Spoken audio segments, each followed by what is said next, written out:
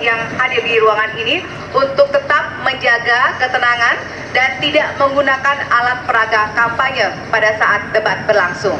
Ya, dan kami tentunya memohon kerjasama dari para hadirin yang berada di halaman KPU untuk kemudian mematuhi aturan yang telah kita sepakati bersama tadi.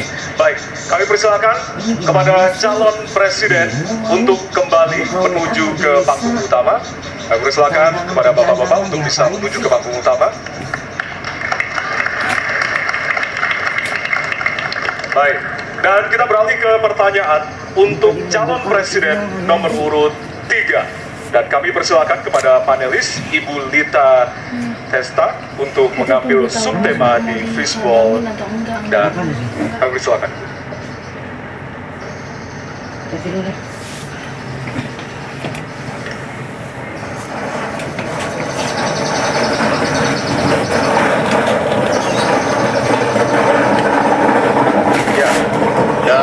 Adalah pemberantasan korupsi. Baik, selanjutnya kami persilakan kepada panelis Bapak Made Sukmajati untuk mengambil pertanyaan dari fishball. Silakan Bapak. Ya. Pertanyaan huruf C. Baik, kita akan menuju ke pemberantasan korupsi dan pertanyaan C.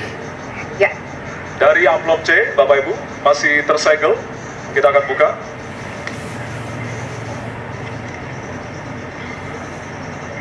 Pertanyaan untuk sub tema pemberantasan korupsi.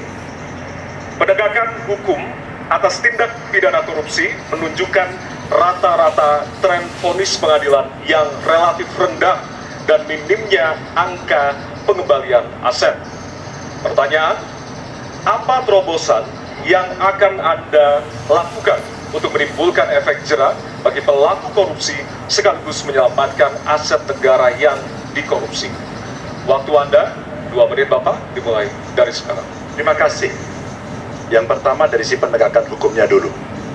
Maka kalau saya mulai dari sini, maka yang mesti dilakukan adalah pemiskinan. Yang kedua, perampasan aset. Maka segera kita bereskan undang-undang perampasan aset dan untuk pejabat yang korupsi bawa ke Nusa Kambangan agar bisa punya efek jera bahwa ini tidak main-main. Namun yang perlu diberikan adalah contoh dari seorang pemimpin bahwa dia hidup sederhana, dia tidak bermewah-mewah, dia mengajarkan bagaimana integritas itu dibangun. Untuk para pejabat ada 2 yang penting sekali.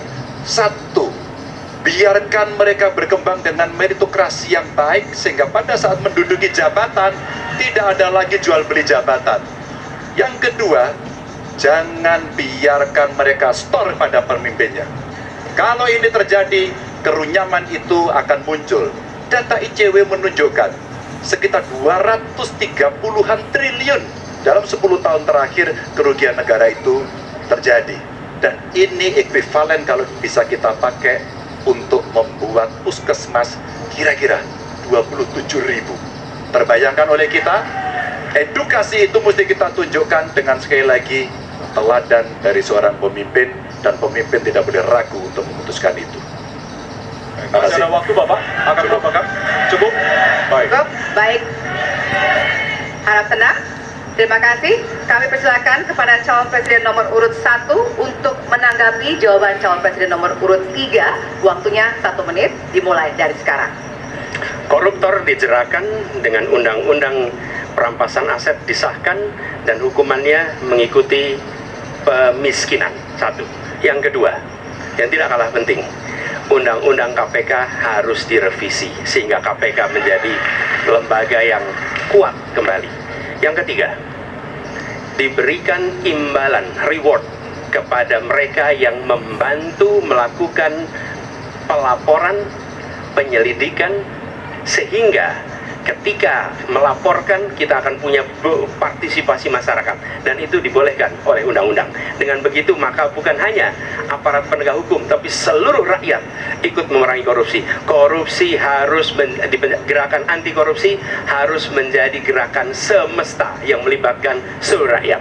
Kemudian yang keempat, yang tidak kalah penting adalah standar etika untuk pimpinan KPK harus standar yang tinggi. Terima kasih. Baik. Dan Dan selanjutnya kami silakan kepada calon presiden nomor urut 2 untuk menanggapi jawaban dari calon presiden nomor urut 3. Waktu Bapak 1 menit dimulai dari sekarang.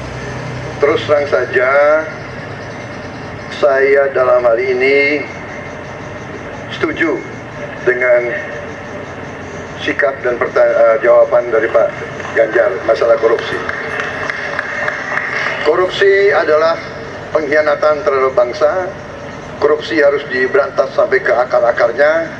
Kita harus perkuat KPK, kita harus perkuat juga kepolisian, kita harus perkuat juga kejaksaan, kita harus perkuat ombudsman, semua badan-badan yang bisa membantu untuk mitigasi korupsi harus kita perkuat.